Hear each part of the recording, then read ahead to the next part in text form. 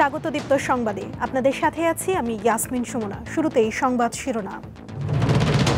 দেশ গড়তে জুলাই পদযাত্রা চলছে এনসিপির। গণ অভ্যুত্থানে বগুড়ায় নিহতদের স্বজনদের সঙ্গে সাক্ষাৎ। যেনতেন নির্বাচন চায় না জনগণ, মন্তব্য জামায়াতের আমিরের। কিছু দলের বিরুদ্ধে লুটপাটের অভিযোগ। শ্রীলঙ্কার বিপক্ষে দ্বিতীয় ওয়ানডেতে ব্যাট করছে বাংলাদেশ। সিরিজ রক্ষার ম্যাচে বাদ লিটন ও তাসকিন।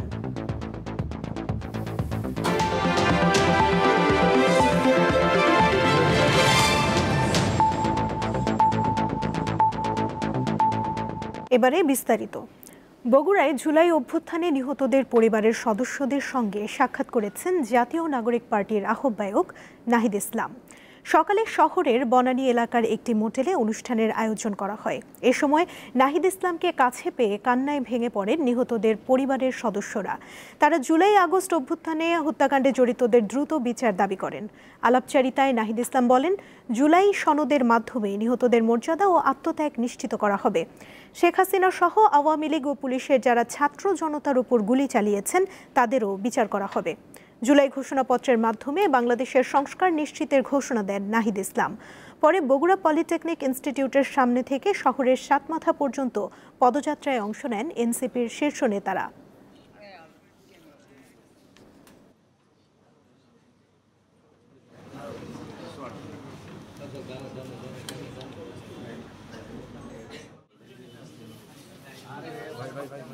বিচার সংস্কার, তারপরে নির্বাচন, যেই সরকারে আসুক না কেন এই বিচারে কেউ হাত দিতে পারবে না।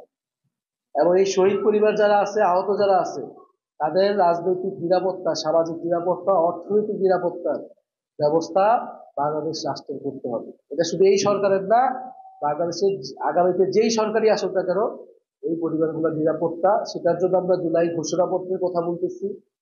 যে জুলাই ঘোষণাপত্রে শহীদদের মর্যাদার কথা থাকবে, এই পরিবারগুলোর কথা থাকবে এবং সেটা সংবিধানে যুক্ত করা হবে।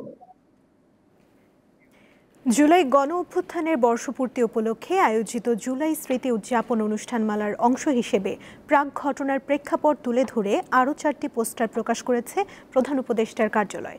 শনিবার সকালে অফিসিয়াল ফেসবুক পেজে পোস্টারগুলো উন্মোচন করা হয়।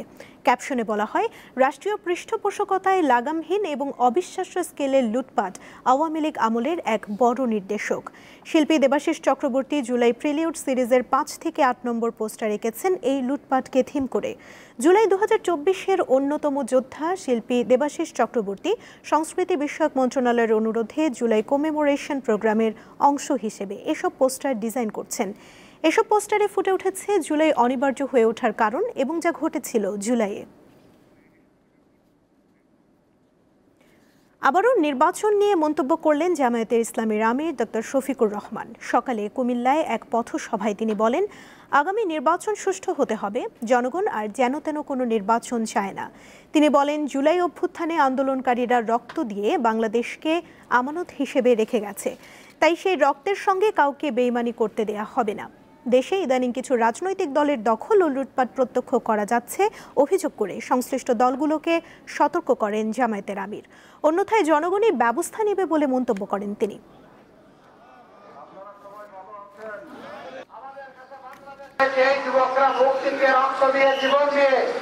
আমাদের কাছে বাংলাদেশকে আমানত রেখে গিয়েছে, আমরা সেই রক্তের সাথে কাউকে বেইমানি করতে যাব না।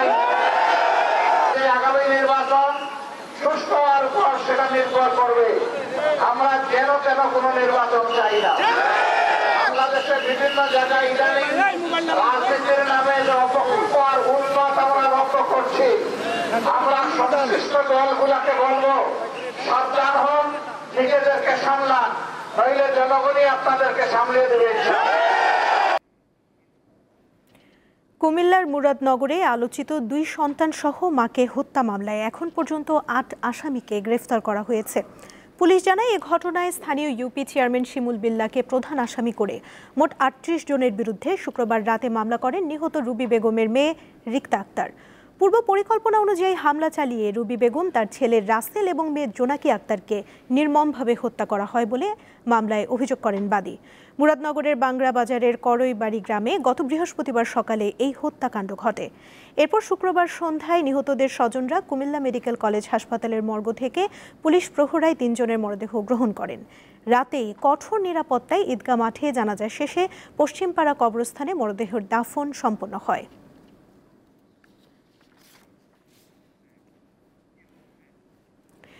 বেকারদের দ্বীপে পরিণত হয়েছে সেন্ট মার্টিন। সেই সঙ্গে খাদ্যপণ্যের সংকট ও অতিরিক্ত দামের কারণে চরম দুর্ভোগে দিন পার করছেন সেন্ট মার্টিনের বাসিন্দারা। তাদের অভিযোগ, প্রবাল দ্বীপটির পরিবেশের ভারসাম্য রক্ষার লক্ষ্যে অন্তর্বর্তী সরকার পর্যটক ভ্রমণে বিধি আরোপ সহ নানা নিষেধাজ্ঞা জারি করায় এই অবস্থা তৈরি হয়েছে। বঙ্গোপসাগরের বুক চিড়ে জেগে ওঠা দেশের একমাত্র প্রবাল দ্বীপ সেন্ট মার্টিন, যার অপার সৌন্দর্য উপভোগে প্রতি বছর সেখানে ছুটে যেতেন দেশি বিদেশি অসংখ্য পর্যটক। কিন্তু সেই যাতায়াতে দাড়ি পড়েছে। দ্বীপ রক্ষার নিষেধাজ্ঞার বেড়াজালে বর্তমানে নাভিশ্বাস উঠেছে সেন্ট মার্টিনের বাসিন্দাদের। বছর জুড়ে পর্যটক না আসায় উপার্জন বন্ধ, যোগান কম থাকায় খাদ্যপণ্যের চড়া দামে স্থানীয়দের দিন কাটছে চরম দুর্ভোগে।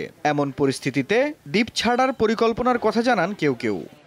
সকালে এক বেলা খাইয়া সারাদিন মানে রোজা রাখার মতো করে 24 ঘন্টার মধ্যে এক বেলায় খাই আমরা। কারেন্ট বিল বেশি আর এখানে লোকজন নেই, এই জন্য আমাদের ইনকাম কম। স্থানীয় জনপ্রতিনিধি জানান, পর্যটন সংশ্লিষ্ট ব্যবসা বন্ধ থাকায় অধিকাংশ দ্বীপবাসী কর্মহীন হয়ে পড়েছেন। সেন্ট মার্টিন লোকজনের সাথে এখন বেশি দাম হচ্ছে জীববৈচিত্র্য এবং যে কুকুরের জন্য খাবার আসে, তো মানুষের কোনো এখানে খাবার নাই। জেলা প্রশাসক জানান, দ্বীপবাসীর দুর্ভোগ লাঘবে পরিবেশ ও পর্যটন মন্ত্রণালয় সহ সরকারি বিভিন্ন সংস্থা বহুমুখী পরিকল্পনা নিয়ে কাজ করছে। সেন্ট মার্টিনে যারা বসবাসরত আছেন তাদের নানা ধরনের বিকল্প কর্মসংস্থান এবং আরও নানা ধরনের অর্থনৈতিক সক্ষমতা বৃদ্ধি করার জন্য নানা ধরনের উদ্যোগ গ্রহণ করা হবে সরকারের বিভিন্ন দপ্তর থেকে। পরিবেশ ও জীববৈচিত্র্য রক্ষায় 2024 সাল থেকে সেন্ট মার্টিনে পর্যটক যাতায়াত সীমিতকরণের পাশাপাশি স্থানীয়দের উপর নানা বিধিনিষেধ আরোপ করে অন্তর্বর্তী সরকার। পরিবেশ অধিদপ্তরের জারি করা নির্দেশনা মতে শুধুমাত্র জানুয়ারি ও ফেব্রুয়ারি মাসে দ্বীপটিতে রাত্রিযাপন করা যাবে। বাকি সময়ে পর্যটকের পাশাপাশি বহিরাগতদেরও যাতায়াতে নিষেধাজ্ঞা রয়েছে। দীপ্ত বার্তা কক্ষ। গণমাধ্যমের স্বাধীনতা ও সাংবাদিকদের নিরাপত্তা নিশ্চিত করতে অন্তর্বর্তী সরকার আন্তরিকভাবে কাজ করছে বলে জানিয়েছেন প্রধান উপদেষ্টার প্রেস সচিব শফিকুল আলম। সকালে ব্রডকাস্ট জার্নালিস্ট সেন্টার বিজেসির পর্যালোচনা ও মতবিনিময় সভায় এই মন্তব্য করেন তিনি। সাবেক সরকারের সময় সাংবাদিকতা যে ব্যর্থতার মধ্য দিয়ে গেছে সেটি স্বীকার করে তিনি বলেন, গত 15 বছরে যারা নির্যাতিত হয়েছেন তাদের প্রতিবাদের অধিকার আছে। প্রেস সচিব জানান, জাতিসংঘকে অনুরোধ করা হয়েছে বিদেশি বিশেষজ্ঞ দিয়ে ওই সময়ের সাংবাদিকতা মূল্যায়ন করতে। অনুষ্ঠানে গণমাধ্যম সংস্কার কমিশনের সদস্য ফাহিম আহমেদ কমিশনের দেয়া সুপারিশগুলোর কিছু অন্তত অগ্রাধিকার ভিত্তিতে বাস্তবায়নের আহ্বান জানান।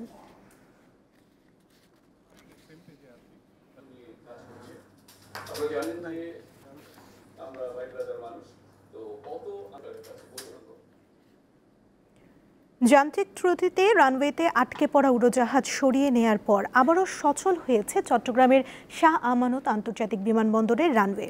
সকাল 9:30টার দিকে সৌদি আরবের মদিনা থেকে 387 জন হজযাত্রী নিয়ে দেশে ফিরছিল বিমান বাংলাদেশ এয়ারলাইন্সের ফ্লাইট BG138।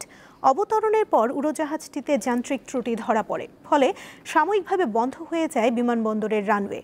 কর্তৃপক্ষ জানায়, যাত্রীদের নিরাপদে স্থানান্তরের পর উড়োজাহাজটিকে রানওয়ে থেকে সরিয়ে অ্যাপ্রনে নেওয়া হয়। রানওয়ে প্রায় 2 ঘন্টা বন্ধ থাকার কারণে সকাল থেকে শিডিউলের একটি আন্তর্জাতিক ও 3টি অভ্যন্তরীণ ফ্লাইটের চলাচল প্রায় 3 ঘন্টা বিলম্বিত হয়।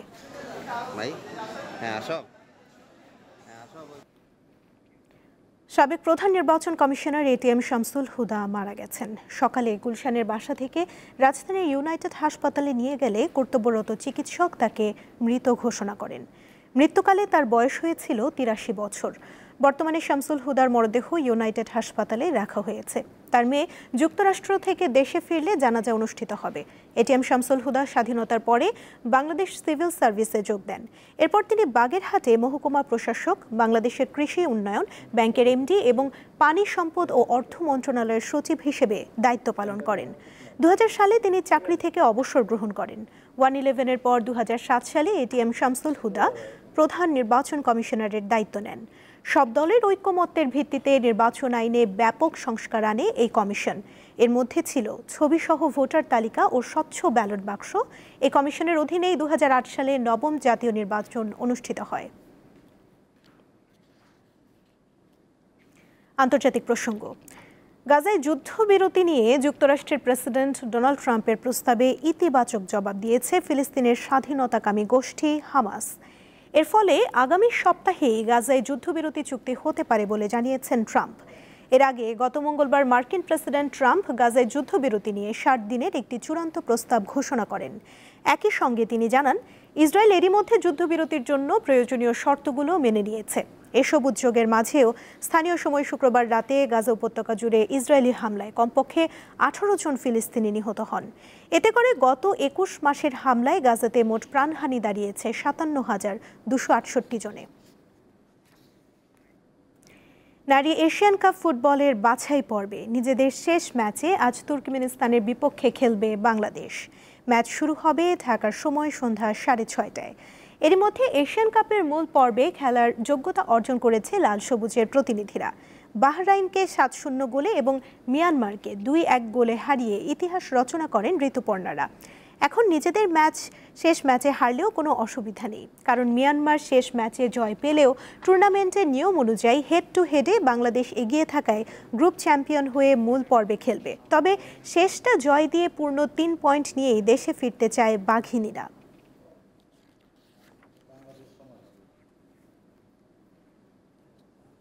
এটা হচ্ছে বাংলাদেশের ইতিহাসে নারীদের মধ্যে প্রথম এটাই যে হচ্ছে বাংলাদেশ মহিলা ফুটবল দল এশিয়া কাপে হচ্ছে কোয়ালিফাই করছে। তো এটাতে খুবই আনন্দের। আমরা দলকে তো আমি দেখতে চাই বিশ্বকাপের মঞ্চে। আমাদের সামনে যেহেতু এই সুযোগটা আসতেছে, আমরা অবশ্যই এই সুযোগটা কাজে লাগানোর চেষ্টা করব। ক্লাব বিশ্বকাপের শেষ 2 কোয়ার্টার ফাইনালে জমজমাট লড়াইয়ের অপেক্ষা। প্রথম ম্যাচে রাত 10টায় মুখোমুখি হবে শক্তিশালী পিএসজি ও বায়ার্ন মিউনিখ। ইউরোপিয়ান প্রতিযোগিতায় 2 দলের 9 বারের দেখায় 7 জয় আছে মিউনিখের। আরেক ম্যাচে বাংলাদেশ সময় রাত 2টায় মুখোমুখি হবে রিয়াল মাদ্রিদ ও ডর্টমুন্ড। এই 2 ক্লাবের দ্বৈরথ বেশ পুরনো। ইউরোপের মঞ্চে বরাবরের মতো এগিয়ে লস ব্ল্যাঙ্কোরা। শুধু চ্যাম্পিয়ন্স লিগে 2 দল মুখোমুখি হয় 12 বার, যেখানে 6 জয়ের বিপরীতে রিয়ালের হার 3টিতে। এই ম্যাচে সম্ভাবনা তৈরি হলেও প্রতিপক্ষ হিসেবে খেলা হচ্ছে না বেলিংহ্যাম ব্রাদার্সের। রিয়ালের হয়ে জুট খেলতে পারলেও কার্ড জটিলতায় এই ম্যাচ মিস করবেন ডর্টমুন্ডের জুট। আর ক্লাব বিশ্বকাপে এবারই প্রথম মুখোমুখি হবে 2 দল।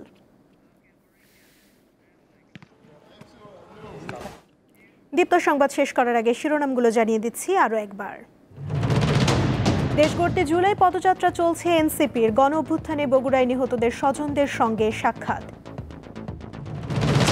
যেন তেন নির্বাচন চায় না জনগণ, মন্তব্য জামায়াতের আমিরের। কিছু দলের বিরুদ্ধে লুটপাটের অভিযোগ।